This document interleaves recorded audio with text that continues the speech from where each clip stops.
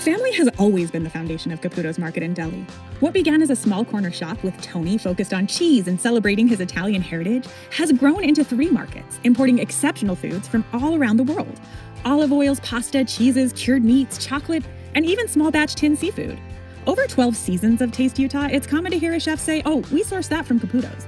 And they're almost right, because what often comes first is A Priori, Caputo's sister distribution company. Borrowed from science and philosophy, the term a priori refers to inherent truth, something that exists independent of opinion or observation. That belief in intrinsic excellence is the foundation of A Priori, led by Yelena and Matt Caputo. And truly, the proof is in the pudding, or rather the chocolate, and quite possibly the tinned seafood. When you become a part of A Priori's portfolio, you become family. They're not just the largest distributor of craft chocolate in the world, they're stewards of every product they carry. From Singapore to England, Hawaii to Iceland, from Central and South America to Portugal, Spain, Japan, and right here in Utah, A Priori connects artisans and craftspeople to chefs, retailers, and home cooks across the globe. You see, craft is more than production. It's the alchemy of ingredient, tradition, and care, so that someone thousands of miles away can taste a place, a history, a hand. Distributing culture means honoring every farmer, fisherman, cheesemaker, chocolatier, and craftsperson whose work becomes that seemingly simple bar of chocolate in your hands. It's hard to quantify what the Caputos mean to Utah's food community, but it may be even harder to measure what they mean to the artisans around the world whose stories and whose love we're fortunate enough to taste. We step behind the scenes at A Priori, where honoring people and product isn't easy, but it is extraordinary. This week on Taste Utah.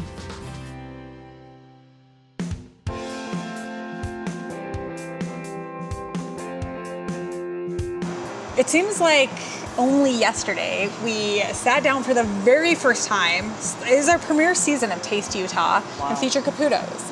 And at that point in time, we were talking a little bit about this thing, A Priori, that you were cultivating and curating, and to walk through the vastness of this immaculate warehouse brings so much joy, and such a sense of pride, because I just think the two of you epitomize all of the things that I love about Utah, and I think that we as a food community love about Utah. So it's so fun to see how you've grown and expanded. Thank you for saying all that. I mean, we're just food geeks that are really excited about food and have found this niche that just conveying our excitement on really special things to people that tend to agree. So yeah, thank you. Origin story. You were there first. Yeah, I mean, Tell us how it began. So I was a cheesemonger at my dad's deli at Caputo's. He was running the food service side. We had moved into a separate building with the cheese, and the chocolate and all that, and I became really enthralled with cheese. We were making a name for ourselves. We were doing a lot of wholesale, but it was all cash and carry, which means that if a chef wanted to put our cheese on the menu or whatever, they had to come in. We didn't deliver. They had to pay then. We started the cash and carry program probably in about 2002. Okay, I mean that's right around the time of the Olympics. Yeah, it had grown to the point where we kept hearing from more and more chefs like, "Hey, we could do a lot more, but we don't have a budget to, bring a big truck to bring everything we need. So we'd like to get more. We'd like to have, it delivered. We'd like to have, be able to pay for it. If you become a significant part of our menu, we need to have terms." And so anyway, there was that going on the one hand, and that business was burgeoning. And at the same time, as I told you earlier, we had really become in love with fine chocolate, and there was no distributors. So I was like, as a buyer in our specialty cheese shop, I was spending 90% of my time procuring our chocolate set, which was 5% of our sales. Yeah. With the cheese or charcuterie or anything really, you can fill your case with hundreds of the world's best cheeses by placing a purchase order with maybe a couple local vendors here and there, but a distributor. Yeah. That's how most of it's done. Yeah. And so I was like, okay, well, eventually there's got to be a chocolate distributor, and we were waiting, and basically around the same time as we were thinking we needed to make the jump for all our restaurant customers with things like cheese and stuff like that, we felt the same thing with chocolate. I had a kind of an epiphany one day at a chocolate show in New York. I remember I sat up in bed and I was like, "Yelena, we're going to do a distribution company, and it's going to take care of the chocolate and what the chefs need. And so that was in 2006. In 2006, we started A Priori. We were going to deliver to chefs. We were going to import our own chocolate, I remember. So we actually incorporated A Priori that year. And I did it with a $3,000 loan from my dad. And we became 50-50 partners. And he's like, but you do everything and you can just keep all the profit if there ever is any. Go have fun. Have fun, is what he said. And so for years from 2006 on, we were basically, we did pretty good. We already had a base of cash and carry, but we kept that program going. And for years, we were just delivering orders to restaurants or Harmon's or what have you. Whether it was chocolate or cheese or whatever, we were basically delivering in my dad's Astro van when our side work as cheesemongers was done. Yeah. So it was like small for a long, long time. Yeah. And then in 2013, we brought on a heavy hitter. She was, first of all, president of her graduating law class at the University of Utah, editor of the Law Review, domestic violence, felony, special victims prosecutor, deputy district attorney for 7 years, and Very national different. cases. It was a big jump, and you can only imagine my parents' surprise when I decided to drop this news on them. But I was watching what he was doing, and frankly, I was envious. I mean, I was very passionate about the cases I was working, and I had done that for a significant amount of time. And in many cases, it was literally a matter of life and death. He was very passionate about what he was doing, not a matter of life and death. And I was very envious about that, and just seeing, both his drive, but also just the vast opportunity that felt really, really palpable and was really there for the taking. I just remember when Matt approached me and said, look, I have this opportunity right here. We both see it, we both feel it, and I don't really know how to take advantage of it. I think I need to Disorganized bring cheesemonger, like trying to run a few someone companies. in. Yeah, Needs to bring in a woman who knows what she's doing and can slay the day. I They're doing mean, really just someone, who can, wrap their head around this. And at the time, it was a really hard decision to make. Yeah. And I was in the part of my career where I was actually considering starting my own practice. And Matt comes in and says, I already have a business.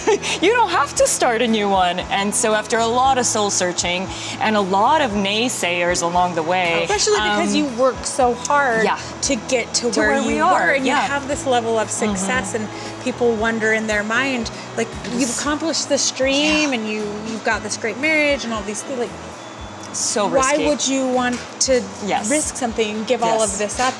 Yet so I did the thing, and in 2013 I completely transitioned over. It definitely was a humbling moment for me. This was not an easy transition in any way, shape, or form. I had a lot to learn, but I'm really grateful. I think I brought a level of maybe professionalism is a good word, to the company that was able to propel us to the next level. It's actually a definition of it. And since 2013, we got really serious. I mean, we're widely recognized as the largest distributor of craft chocolate in the world.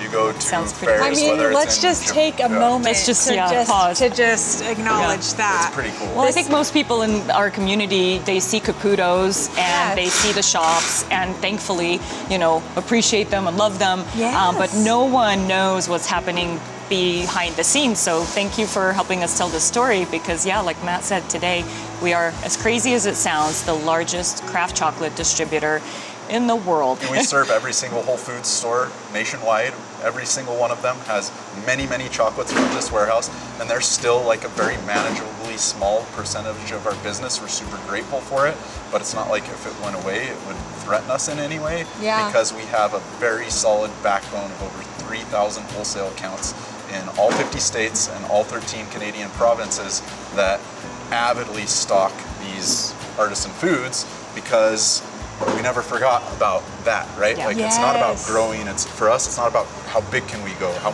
far can we take this business.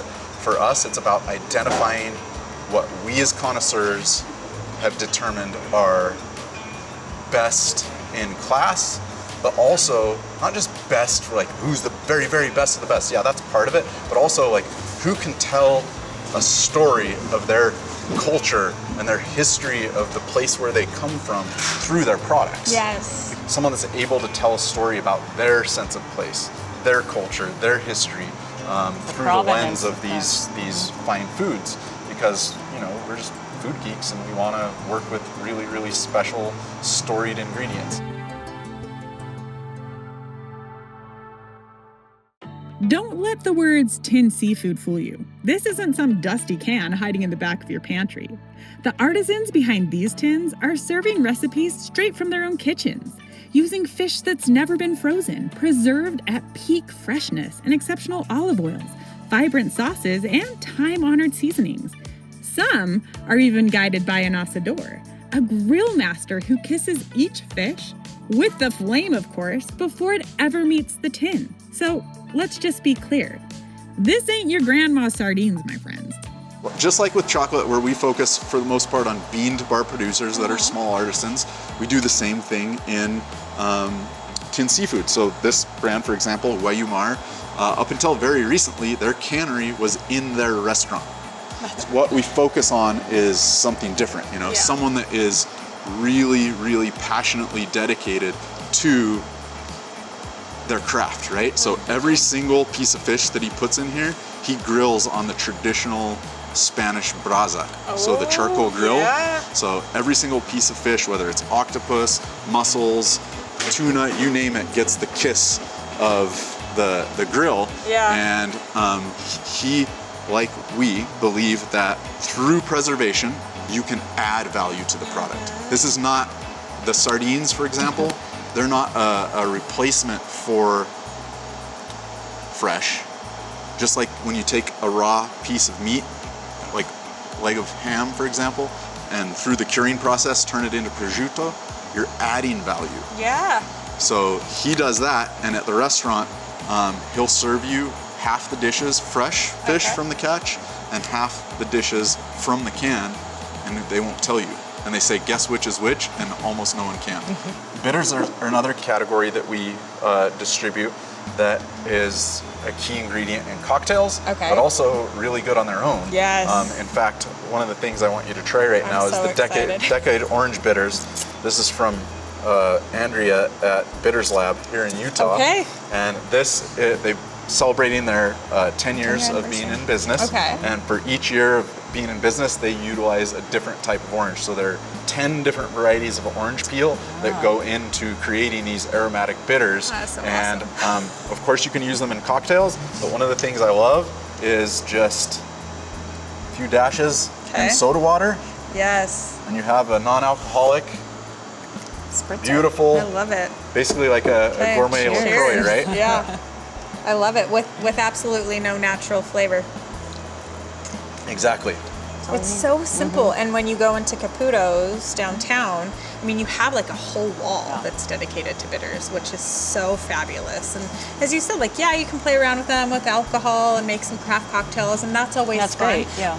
And they're just, they bring out the best in anything that you add it to, I feel like. Whether that's a beverage or even like flavoring a cake or something like that. I think, Andrea, you know, she started out by putting it in her pies and her baked goods, and that was her first. Vanilla extract is essentially high-proof alcohol that vanilla is extracted into. Yeah. And she was thinking, you know, Exactly that. why stop at vanilla? Like, why don't we do other things like this? So I think that's the biggest takeaway too, is if you have ever used vanilla extract, then you will have a use for bitters. I use them interchangeably all the time in my own kitchen, whether I'm baking or making a smoothie or making, you know, a chai, what have you. That's such a good idea. Sugar cookies with It's just cardamom instead of vanilla, or in addition to vanilla. Yeah, I mean, truly, it's endless. And if you use, vanilla extract, you can use any of them. Why the name A Priori? It's a Latin term, which is meaningful to us just because of the Latin language and the history of my Italian heritage and things of that nature, but also because of the meaning behind it. So a priori is something that is intrinsically true. So something that is true, independent of human observation. And so we think that certain types of food, certain types of production have intrinsic value, And that's what we named the company after that, to remind us of what we're all about. We're about inherent truth, and it's a daily reminder that that's what we're here, and we're just here to give a platform for these foods that speak for themselves. We're back at A Priori, where they're helping fuel what feels like an insatiable appetite for food that transports us across oceans without ever leaving our favorite local restaurant. Because chances are, if you've tasted something extraordinary on a Utah menu, it passed through these doors first. And we're more than a little hungry to find out what's next. Space is a challenge and has become that for us, which is a good sign. The state of the world is very interesting, so it is a bit challenging to exactly plot your course, as I'm sure many businesses are encountering, and especially ones that are at the front lines of international trade as we find ourselves. But at the same time, incredibly rewarding, because we've been through these kinds of ups and downs before. We've been really fortunate to come out ahead and stronger. So right now, more than anything else, we're investing in our culture. We're investing in the sustainability of our business. You talk about success, and one of the things that makes me the most proud is that we are just doing it. This is it. This is still a very owners, no investors, small, no partners. local family business. That's really meaningful to us. There is no one else coming to save us. So right now, the focus, and I think for the foreseeable future, is to just focus on ourselves and our company, our crew. A craft chocolate maker doesn't get into the industry to, end up with a yacht. It is not a path to yacht. Yes. For us to continue to be what we say we are, we have to make sure that we bring our crew up with us. Yes. If the people stocking the shelves and taking in the deliveries and things like that can't afford a place to live anywhere near where they work, we feel like that is a structural problem with not just the food industry, but a lot of different industries. And we certainly aim to be an exception to that. We know that we can't necessarily change it, but if we can't be an exception, we don't want to grow. Truly creating an environment that is fertile soil, that everyone feels like they're contributing and they're able to take care of themselves and take care of their families, and ultimately take care of one another is essential. And you do that here with your employees, but you really do that all along the way, and even the community of artisans that you serve. I mean, you will take a chocolate bar, and let's just think of one chocolate bar, but then quantify it by thousands and thousands. But the chocolate side of your warehouse is temperature controlled. It's temperature controlled because heat affects chocolate. And then you're thoughtful about how that chocolate bar not only gets to you, but then where it is going as well. We have actually a procurement team that manages everything on its way in to make sure that, again, the provenance of those ingredients, the integrity of that product is maintained throughout. So typically there is a cold chain requirement on the goods that are coming in here. Thankfully, not so much for tinned fish, which is indestructible, thank God. But everything else, nearly everything else, does have to have that extra care. And so our procurement team ensures that it gets here in that condition.